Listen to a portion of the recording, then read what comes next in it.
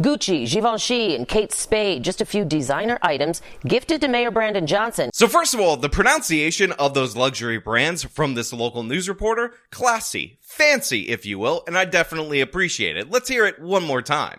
Gucci, Givenchy, and Kate Spade. Again, I am definitely impressed. My pinky is officially up, and you should be impressed as well. But greetings and salutations, everyone. My name is Sean, and the real meat and potatoes of this particular story is that Brandon Johnson, the corrupt mayor of the city of Chicago, the person who is going to the floor in order to defend the illegal immigrant criminals in the city of Chicago, has been caught basically having a gift room where he has accepted all these different various luxury gifts while being the mayor of the city of Chicago. Now, I'm from a time where this used to be called bribes, this used to be called bribery, but apparently Brandon Johnson is allowed to do whatever the hell he wants. He doesn't even have to resign from his position at the Chicago Teachers Union to be mayor, even though he's actively negotiating a contract against the Teachers Union. In theory, in reality, he's trying to give them everything, trying to borrow money on a high interest loan in order to bankrupt the city to give them more money, despite the fact that he is obviously going to be a beneficiary of that when he leaves office. But yeah, this gift scandal,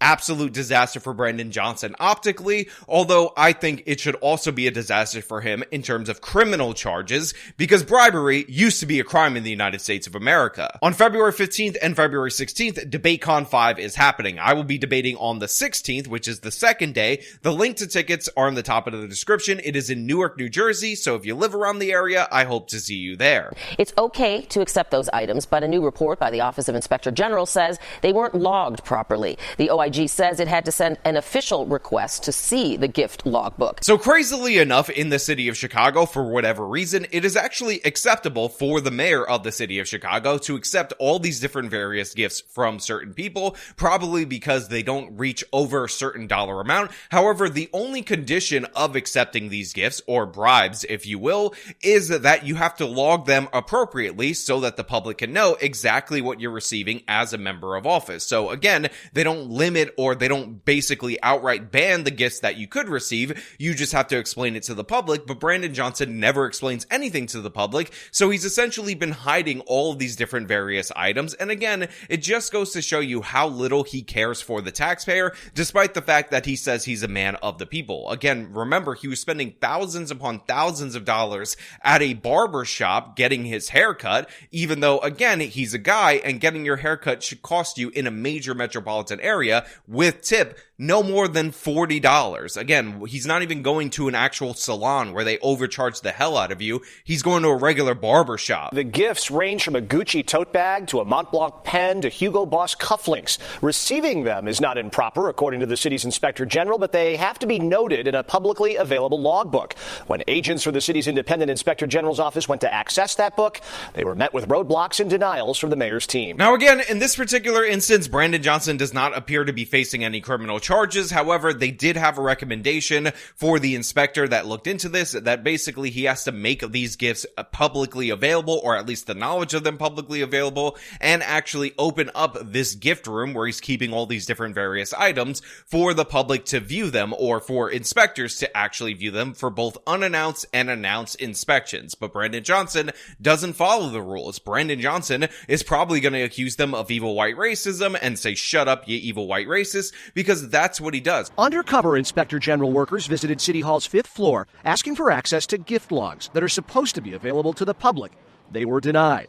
They were told to submit a Freedom of Information Act request, which they say was denied too. So how this all went down is that the Office of the Inspector General actually showed up in the city of Chicago, and they requested a copy of the logbook so that they could document all the different potential various gifts that the city of Chicago was receiving, or that Brandon Johnson was receiving on behalf of the city of Chicago. However, they were denied this request despite the fact that they're the Office of the Inspector General, and obviously they should be able to inspect this and know what's going on, and they were told to file a Freedom of Information Act request in order to see these materials. And this is because Brandon Johnson, as we ultimately ended up figuring out, was not appropriately keeping records of these gifts because he's trying to obfuscate maybe not necessarily the gifts, which apparently are legal, but who is giving him the gifts, because unsurprisingly, we are likely to find out that he's probably getting a bunch of this stuff from teachers union heads as he is actively working to give them more money despite the fact that they are not improving Chicago's schools. So after this, officials at the Office of the Inspector General decided that they were going to file the Freedom of Information Act request, but rather than file as the Office of the Inspector General, they are described as filing this in a covert way. Essentially, they were trying to figure out if Brandon Johnson would deny this information to average everyday citizens, and guess what? They found out that's exactly what the office would do. They basically refused to respond to this particular request, and again, considering they were trying to inspect whether or not there was transparency in the city of Chicago government, considering they were trying to inspect the gifts that were received, it is quite telling that this information was not available for the public, especially because Brandon Johnson says that he is for the people, he does everything for the people, he definitely is in service to the people, but unless those people dareth ask him questions, then all of a sudden Brandon Johnson has no time for you. He needs you to move on and shut up, obey what he says, and if you don't obey what he says, he's gonna call you an evil white racist. When they told Mayor Johnson's team who they really were, a spreadsheet of gifts was made available. For many of these gifts, including Hugo Boss cufflinks and a personalized pen and some Gucci handbags and size 14 men's shoes, the gifts were listed as being located in the gift room. Inspector General Deborah Witzberg's team then asked to see the gift room. And according to her just-released report, the city law department persisted in denying physical access to the gift room. Is it possible that there are a bunch of Gucci handbags neatly on a shelf in a gift room at City Hall and no one's using them and nothing has gone wrong and everything's fine? Yes, that is possible, but we're not in a position for a lot of benefit of the doubt here. So the OIG then sent an official document request to the mayor's office for the logbook and received a spreadsheet detailing 380 gifts accepted by the mayor's office, quote, on behalf of the city between February 2nd of 2022 and March 20th of last year. Former Mayor Lori Lightfoot's logs included entries for 144 gifts, while Mayor Brandon Johnson's logs contained 236 entries. The spreadsheet they were given spanned the last 15 months of the Lori Lightfoot administration, where she received 144 gifts, and the first 10 months of the Johnson administration, where he received 236 gifts. In 70% of all of them, the gift giver is not identified. So I think the number of gifts that are given to Brandon Johnson, quote unquote, on behalf of the city in this short period of time as compared to Lori Lightfoot's gifts are absolutely crucial, because essentially this covers about the last year or a little more than the last year in office that Mayor Lori Lightfoot was the mayor of the city of Chicago. However, Brandon Johnson has a much smaller amount of time in that it's around 10 months, because remember, he was sworn into office on May 15th of 2023. These logs only go up to March 20th of 2023, and they start back in February of 2022. So over a longer period of time, Lori Lightfoot received about 100 less gifts than Brandon Johnson, because Brandon Johnson is obviously, in my opinion, more corruptible than Lori Lightfoot. And it's absolutely crazy that residents in the city of Chicago managed to oust Lori Lightfoot, who is not a very good mayor, and find the one candidate that was worse than her in order to replace her. And that, of course, is Brandon Johnson, who has proven to be corrupt time and time again. Now again, Lightfoot's logs for about 14 months contained 144 gifts, while Brandon Johnson's logs contained 236 entries. Among the gifts given under the Johnson administration were Hugo Boss cufflinks, the handbags that were talked about in the open of the local news segment, and size 14 men's shoes, according to the OIG officials. Some gifts were stored in a gift room, and others were stored in Brandon Johnson's personal office.